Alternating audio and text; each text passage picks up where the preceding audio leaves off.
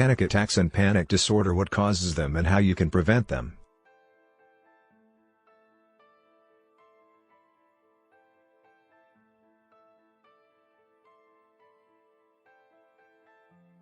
The panic attack experience.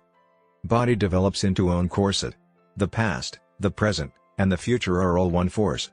Without gravity, a swing can reach alarming heights. People and objects lose their outline. Numerous poets and authors have attempted to describe the experience of having a panic attack, which is so overwhelming that many individuals mistake it for having a heart attack, a stroke, or another serious medical emergency.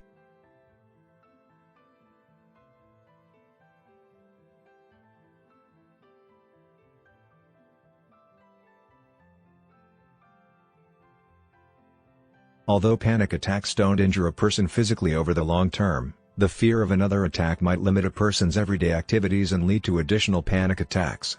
According to studies, over 1/3 of us will go through at least one panic episode in our lifetimes. No one wants to go through another experience, whether it is their first, 100th, or they are witnessing someone else go through one. Even learning about them can be unsettling, but it's essential since comprehending panic attacks is the first step to preventing them.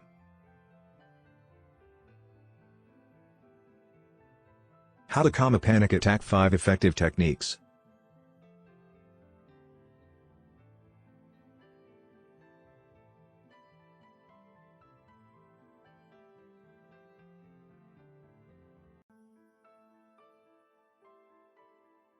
A panic episode is fundamentally an exaggeration of the body's typical physiological reaction to perceived danger.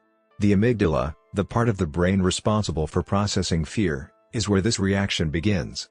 Adrenaline is released when the sympathetic nervous system is stimulated by the amygdala's perception of danger.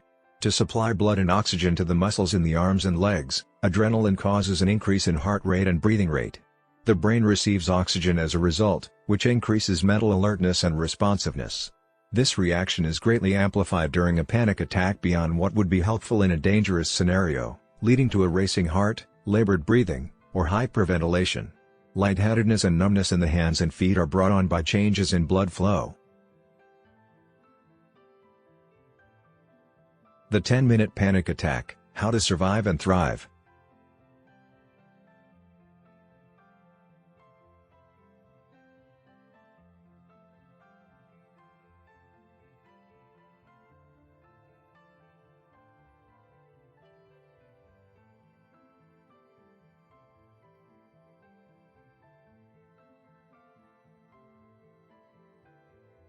Typically, a panic episode peaks in 10 minutes or less. Then, taking over from the amygdala, the prefrontal cortex activates the parasympathetic nervous system. Acetylcholine, a hormone that lowers heart rate and progressively calms panic attacks, is released as a result of this. The body's perception of danger during a panic episode is sufficient to set off the same chain of events that would occur in the event of a genuine threat. We don't know for sure why this occurs, but occasionally environmental signals that conjure up painful memories from the past might cause a panic attack. Anxiety disorders like PTSD, social anxiety disorder, OCD, and generalized anxiety disorder can all include panic attacks. A diagnosis of panic disorder can be made based on recurrent panic attacks, frequent fear about potential attacks, and behavioral adjustments to prevent panic attacks.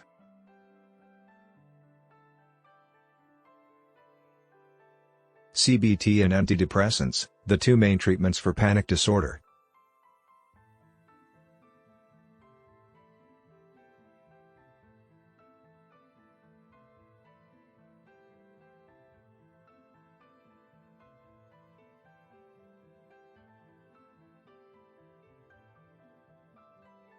Cognitive behavioral therapy, or CBT, and antidepressant medication are the two main therapies for panic disorder.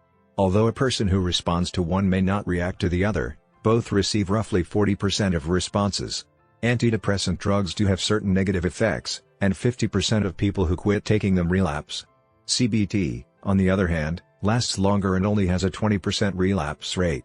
The purpose of CBT therapy for panic disorder is to teach patients practical skills they can use to exert bodily control over the feelings and ideas that come with a panic attack. CBT starts with a discussion of the physiological factors that lead to a panic attack, then moves into breath and muscle exercises that are meant to help people actively manage their breathing. The next step is cognitive restructuring, which entails recognizing and replacing the frequent thoughts that occur during attacks, such as the belief that you'll stop breathing, have a heart attack, or die, with more accurate ones.